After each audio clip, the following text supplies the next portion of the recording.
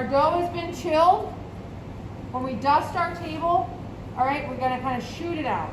You don't just clump it down. If I clump it down, that's what happens. Okay, I want it to have a nice spread on my table. Now for rolling, if I have any visible pieces of fat, that's not a bad thing. That tells me I'm gonna have some flaky pie dough. I don't wanna have too much visible fat. So I'm just gonna squeeze it with my hand to soften it slightly. If it's really cold, sometimes I'll break it and just push it back together again. Then I'm gonna place it down in a circle. So I wanna start and end with a circle. Ooh, this is really flaky today.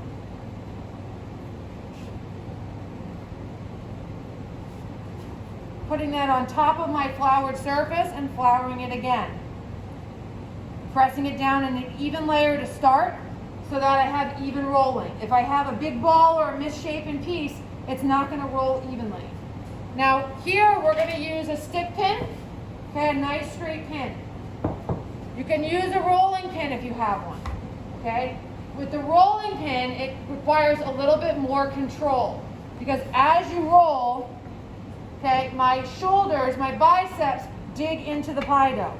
So I put a little bit more pressure on, and if you're new to rolling, it makes it a little harder to roll. I can control the roll with my rolling pin back and forth. If I keep going in one direction, it's no longer going to be a circle. So I have an oval now. I'm going to turn it, making sure it's not stuck to the table, using my hands if need be, so that if it's cracking on the edges, I fix it. And I go back and forth. I change direction. If I get anything that sticks to my pin, make sure that I move it. Otherwise, that's a magnet for the dough to tear. Move it on my table so the dough absorbs flour. Go back in and reflour. Reflour. Okay, flour is our friend. We're going to remove it at the end. So as I roll, keeping that round circle. Now I did 10 ounces for my pie dough. I have a 10-inch pie crust. And I want to have overhang. I'm going to be fluting this. So this is going to be for a single crusted pie. This is my pie shell. This is not a pie shell, okay? Look at the deepness in here. This is a casserole pan. This is a takeout container that we use, not a pie shell. This is a pie shell. It is a shallower side, okay? Has a lip on the top for our decorative edge. I want to check the sizing. So I want it about an inch bigger all the way around. So it means I can go a little bit bigger. Continue to roll. I have that nice marbled streak through, so I know I'm going to get a flaky crust. Okay, as I roll it out and keep it round, check out my sizing. Okay, so I'm about an inch around. Then I want to put it into my pan. If I just try to pick it up off the table like a sheet, it's going to tear. I want to get the excess flour off.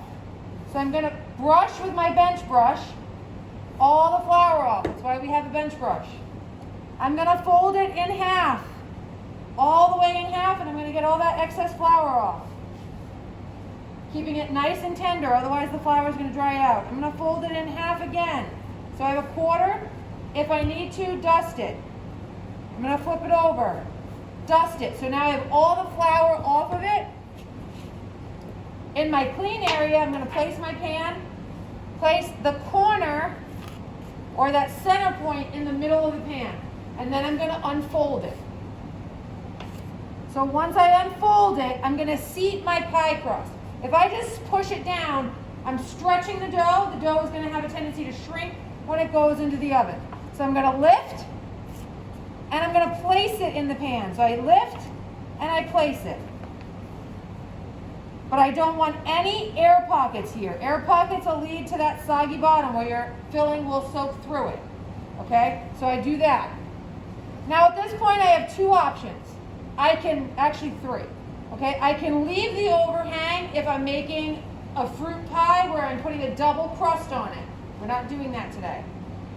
I can prep these. So for Thanksgiving, we're going to be layering them in stacks of 10. When I prep them, I'm going to just trim that excess off. So I would get that excess off, and later on, I would add the top crust to it, okay? But for now, I'm going to make this a single crust where I can add my filling to it. So I'm going to pretend like I didn't just cut that off, put that back on.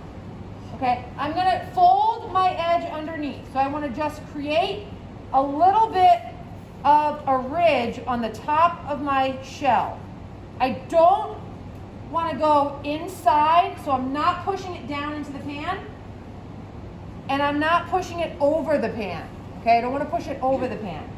I'm pushing it right, balling it up. If I've rolled it evenly, I'm not tucking it down into the pan. I'm just tucking it underneath, creating that smooth edge,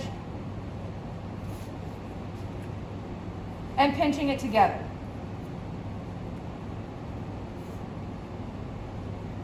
Once I do that,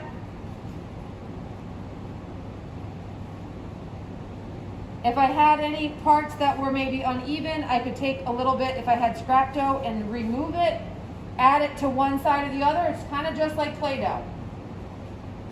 Coming in here, now I'm going to take the heel, the inside of my hand, and I'm just going to put it against the metal pan just to simply seal that together. So I have a nicely shaped wall of dough. Now I can choose on how I'm going to decorate it. We do the simple flute for production. Everybody has a different way. I like to go 2 fingers out, 1 finger in, and move it around. So as I'm moving it, this finger is underneath my pan. That's my spinner. I move it. I start my thumb and my finger back to where I started at the same increment. I move it. So as I do that, between my underhand and my little bit of knuckle, I go ahead and I flute the whole edge. Okay, fixing any area that might not look presentable. And here again, I want to get my crust cold. If I put it in the oven right now, it's very soft. Even a hot oven of 400, 425 is going to end up melting this crust somewhat, and we're going to lose the shape of our flute.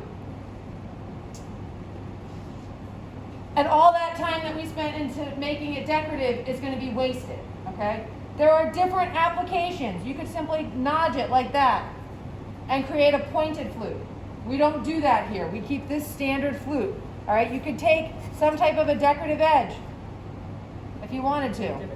Okay, fork, create a fork. You could use cookie cutters to create your edge, but we're going to be all uniform.